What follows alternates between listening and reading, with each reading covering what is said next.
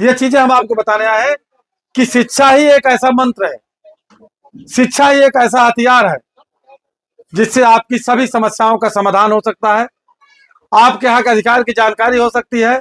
बहुत सारे लोग कहते हैं कि शिक्षा सिर्फ नौकरी से मतलब नहीं, शिक्षा का नौकरी तो मिलती ही है, साथ साथ एक अच्छे व्यक्तित्व का निर्माण होता है, आपके अंदर साहस पैदा होता है। शिक्षा से आप सही गलत करने की क्षमता पैदा होती है, सही गलत जानने समझने की। समाज निर्माण के लिए आपके अंदर भावना पैदा होती है।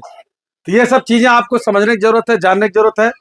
और जब तक गांव के लोग इसमें सामूहिक प्रयास नहीं करेंगे तब तक ये कोई भी हमारी पाठशाला सफल नहीं होगी। जहां जहां जिन गांवों में गांव के लोगों ने सपोर्ट किया वहां पाठशालाएं चल रही हैं।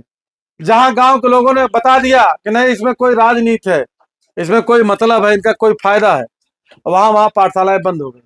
हालांकि जिन लोगों ने इस दुष्प्रचार को किया उनके बच्चे भी बर्बाद हो रहे हैं, उनकी भी पढ़ाई उनके बच्चों की पढ़ाई बर्बाद हो रही है।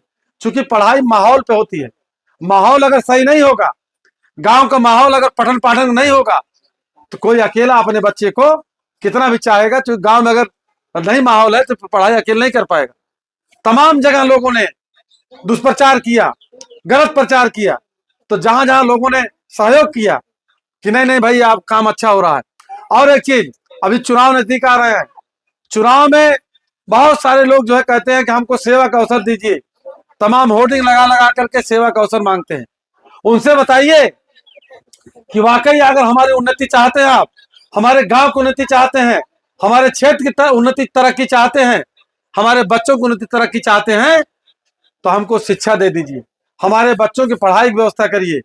दारू मुर्गी पैसा इस तरह वो लोग करते हैं, उसको मत लीजिए आप लोग, उस पर मत वोट करिए।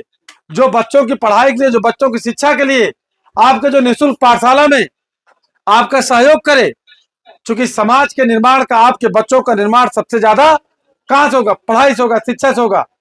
दारू पीने से, मुर्गी खाने से नहीं होगा। आपको 1500 रुपया दे देते हैं चुनाव में, आपको जो है खरीद लेते हैं और आप वो फिर जा करके लूटते हैं। तो ऐसे लोगों से सावधान रहिए जो आपके बच्चों को शिक्षा दें। हम एकाके जा रहे हैं, आप कोई आए आपके बीच में वोट मांगने, उनसे कहिए कि भैया श्यामलाल निषाद आज बताए ग्रहण शिक्षा स्कूल हुए, हम कह रहे हैं बच्चों को शिक्षा दे दीजिए, हर कुछ हासिल कर लेंगे।